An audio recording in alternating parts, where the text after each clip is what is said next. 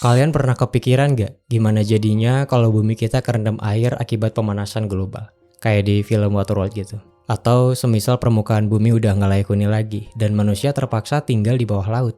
Itu pemikiran gue aja sih, tapi ada alasan yang lebih masuk akal kenapa tinggal di bawah laut bisa jadi pilihan untuk umat manusia. Bumi kita umurnya udah tua dan ratusan tahun ke depan udah nggak layak huni kalau kita masih nggak peduli sama lingkungan. Bayangin aja, populasi spesies kita terus meningkat dan diperkirakan akan mencapai 11 miliar jiwa di tahun 2090 nanti. Makin banyak manusia, jejak ekologisnya makin banyak, dan akhirnya iklim bumi makin berbahaya. Ketika bumi udah nggak layak huni, ada kemungkinan bagi manusia untuk bersembunyi di bawah air, menciptakan sebuah koloni bawah laut. Tapi pertanyaannya, emangnya bisa manusia tinggal di bawah laut? Secara logistik, mempelajari lautan sama kayak mempelajari luar angkasa. Kita nggak bisa bernapas di air sama kayak kita nggak bisa bernapas di luar bumi. Jadi kita harus bergantung pada peralatan khusus untuk menjelajahi dunia bawah laut. Kalau ngomongin soal rintangan, kita mulai dari campuran oksigen yang bakal ngebantu manusia bernapas waktu nyelam di bawah laut. Awalnya gue pikir scuba diver itu napasnya pakai oksigen murni, tapi ternyata kandungan nitrogen yang ada di dalam oksigen itu bisa jadi racun kalau dibawa nyelam lebih dari 40 meter dan kita bisa berhalusinasi. Kondisi ini disebut nitrogen narkosis, di mana tubuh manusia kehilangan kesadaran akibat efek bius dari nitrogen dosis tinggi yang larut dalam tubuh pas lagi nyelam. Makin dalam, makin tinggi tekanan, resiko narkosisnya juga makin tinggi. Nah, biar bisa nyelam lebih dalam dan lebih lama lagi, kita harus ganti sebagian nitrogen pakai helium. Kenapa? Karena helium termasuk jenis gas yang ringan. Jadi pas dihirup, gasnya bisa cepat dikeluarin lagi. Dan tubuh kita nggak punya banyak waktu untuk menyerap larutan gasnya. Karena itu, helium punya resiko narkosis yang lebih rendah. Campuran oksigen, nitrogen, dan helium ini tuh bisa diatur jumlahnya segimana, rasionya berapa, tergantung kedalaman yang mau dicapai. Itu harus diperhatiin banget, dan kalau nggak kekontrol, efeknya bahaya buat tubuh manusia. Jadi untuk sekedar bernapas aja, manusia yang mau tinggal di bawah laut harus merhatiin udara yang aman untuk tubuh. Masalah lainnya adalah penyakit dekompresi. Tubuh kita itu perlu waktu untuk beradaptasi dengan perubahan tekanan yang ada. Kalau perubahannya terlalu cepat, misalnya udah nyelam terus tiba-tiba ke permukaan, nitrogen yang sebelumnya dihirup bakal ngebentuk gelembung yang bisa menyumbat pembuluh darah. Kalau udah gini, sendi-sendi di tubuh kita bakal sakit dan bahkan organ dalam kita bisa rusak. Jadi untuk ngatasinya, penyelam harus berhenti secara teratur sebelum sampai ke permukaan buat mastiin gas nitrogen keluar dari tubuh mereka. Ngomongin soal tekanan, walaupun pada akhirnya manusia bisa nyiptain rumah bawah laut kayak rumah Sandy misalnya atau apapun itu, tantangan terbesarnya adalah tekanan air. Sementara kita belum tahu banyak hal tentang apa yang bakal terjadi sama tubuh manusia kalau tinggal terlalu lama di bawah tekanan. Sekarang kita bahas soal suhu.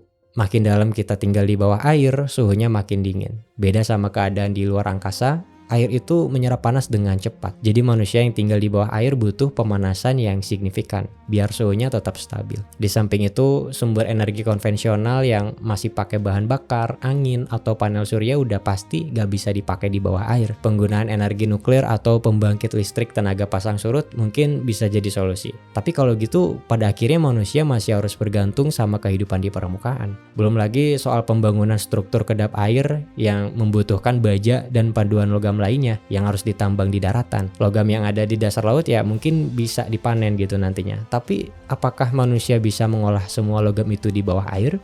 Kita tahu pengolahan logam itu butuh suhu yang tinggi dan suhu di bawah air mungkin terlalu dingin untuk pekerjaan ini. Jadi akhirnya tetap aja harus digarap di permukaan. Masalah lain yang bakal dihadapi manusia kalau tinggal di bawah laut atau di bawah air adalah kesehatan fisik dan mental. Kurangnya paparan sinar matahari bisa menyebabkan defisiensi vitamin D yang penting untuk kesehatan tulang dan fungsi kekebalan tubuh. Tinggal di bawah air dalam lingkungan yang terbatas juga bisa memicu perasaan kesepian, depresi, dan kecemasan. Ditambah stres psikologis karena ketergantungan pada teknologi untuk bertahan hidup. Karena kita sebagai manusia punya banyak keterbatasan, kecil kemungkinannya kita bisa tinggal di bagian terdalam lautan, apalagi dalam waktu yang lama. Kecuali kalau kita akhirnya berevolusi, tapi mungkin terlalu jauh kalau kita bahas evolusi, karena prosesnya butuh waktu jutaan tahun. Intinya, kita masih punya kesempatan tinggal di bawah laut, tapi di kedalaman tertentu aja.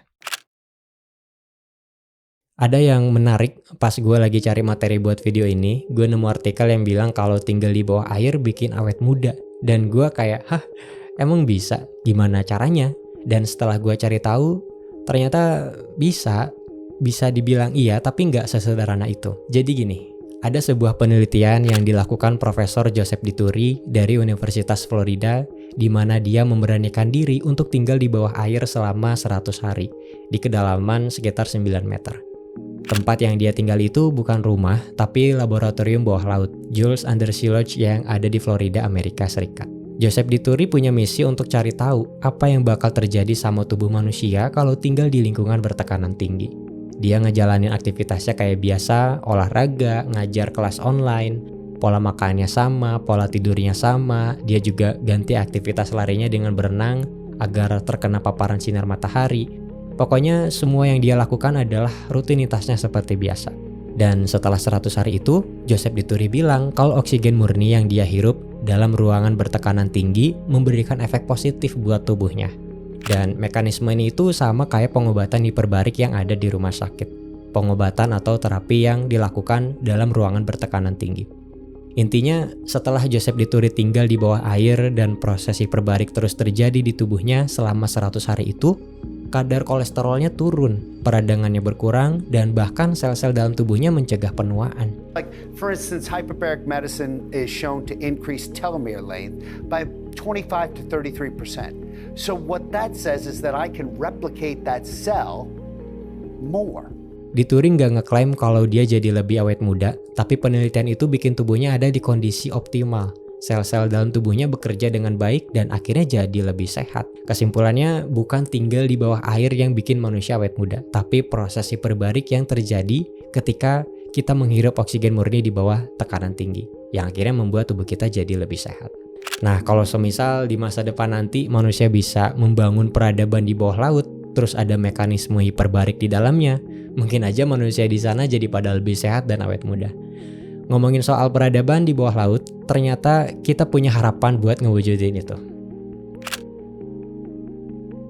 Kita tahu Elon Musk dengan SpaceX-nya udah ngerencanain kolonisasi Mars, tapi di samping itu ternyata kita masih punya potensi untuk membangun koloni di bawah laut. Di tahun 2021 kemarin, ada perusahaan asal Inggris yang berupaya menciptakan kehidupan di dasar laut. Nama perusahaannya Deep, dan mereka punya misi yang kedengarannya radikal banget. Make Humans Aquatic. Sekarang mereka lagi ngembangin alat, prosedur, dan sumber daya manusia untuk mengeksplorasi lautan. Kenapa harus seambisius itu? Karena mereka percaya bahwa jawaban atas permasalahan terbesar umat manusia akan ditemukan di biosfer planet kita yang beragam dan sangat unik ini. Proyek pertama mereka adalah membangun stasiun bawah laut kayak ISS, tapi khusus di bawah air, yang bisa dibongkar pasang sesuai kebutuhan, dan mereka menyebutnya The Sentinel System. Teknologi itu udah didesain sedemikian rupa biar bisa beradaptasi dengan tekanan air hingga kedalaman 200 meter. Ya, kita nggak bisa berharap banyak kalau manusia bisa tinggal di dasar laut paling dalam gitu ya. Karena tekanan air bukan sesuatu yang mudah diatasi. Tapi di kedalaman 200 meter itu mereka ngincar zona epipelagic yang masih terpapar sinar matahari dan diperkirakan jadi rumah bagi 90% biota laut. Nah, nantinya tempat itu bakal jadi pusat penelitian laut internasional. Dan karena sistemnya fleksibel, tempat hunian atau modulnya itu bisa ditambah, dibongkar, atau dipindahin ke tempat lain yang sekiranya mau diteliti. Habitat bawah laut Sentinel yang mereka ciptakan itu juga dilengkapi serangkaian peralatan selam, penyelaman, dan penelitian ilmiah yang revolusioner untuk mencakup seluruh kedalaman laut. Bahkan mereka juga membangun universitas sendiri untuk mencetak ahli-ahli di bidang kelautan. Kalau proyeknya berjalan lancar dan makin besar, mungkin aja Deep bakal jadi NASA versi bawah laut untuk umat manusia. Kabarnya, proyek Sentinel itu dimulai tahun 2027 dan akan menjadi misi jangka panjang. Steve Atherton, Presiden Deep Research Lab Limited bilang, di tahun 2035 nanti perusahaannya berupaya mencapai 10 pembangunan secara global. Wilayah Barat Daya dan Wales di Inggris dipilih jadi basis awal Deep karena punya keahlian teknik kelautan, penyelaman, hiperbarik, dan kapal selam yang relevan. Mereka mengklaim bahwa para peneliti itu bisa bertahan di dalam koloni Sentinel hingga 28 hari. Ya mungkin kedengarannya bentar, cuma sebulan. Tapi sebenarnya ini sebuah kemajuan. Kalian bayangin aja, biasanya peneliti laut itu harus nyelam langsung atau pakai robot buat ngambil sampel di bawah laut. Terus mereka harus balik ke permukaan dan itu makan waktu. Tapi kalau ada pusat penelitian di bawah air, mereka bisa kerja lebih efisien. Makanya ini jadi perubahan besar bagi para ilmuwan untuk mengamati, memantau, dan memahami lautan. Manusia secara teori punya teknologi buat nyiptain habitat bawah air. Kita udah bisa bikin hotel bawah air, jalan dan fasilitas penelitian di bawah laut, dan bahkan proyek ambisius Sentinel yang lagi digarap. Sayangnya, kita sebagai manusia masih bergantung sama kehidupan di permukaan, dan ini nggak mungkin berubah dalam waktu dekat. Tapi kita sebagai manusia adalah makhluk paling adaptif di planet ini. Kita selalu belajar menyesuaikan diri, beradaptasi dengan keadaan. Dan gue percaya dalam waktu dekat manusia mungkin mulai mengadaptasi gaya hidup hibrida. Kita bisa menghuni beberapa wilayah lautan sambil memanfaatkan kehidupan di permukaan. Sekarang kebanyakan orang fokus keluar angkasa, berusaha mencari rumah baru di planet dan galaksi lain. Padahal mungkin aja masa depan manusia ada di bawah air, di bawah laut. Kita tahu sebagian besar bumi kita ketutup air, dan sekitar 80% perairan itu belum pernah dieksplorasi. Bahkan ada penelitian yang bilang kalau dari jumlah perairan itu, kita baru mengeksplorasi sekitar 5% aja. Masih ada banyak hal yang belum kita ketahui tentang bumi ini, tentang kehidupan kita, dan mungkin ada kebenaran tersembunyi di dalamnya. Siapa yang tahu? Segitu aja untuk video kali ini. Koreksi kalau gue ada salah. Makasih buat yang udah nonton sampai akhir. Dan sampai ketemu di video berikutnya.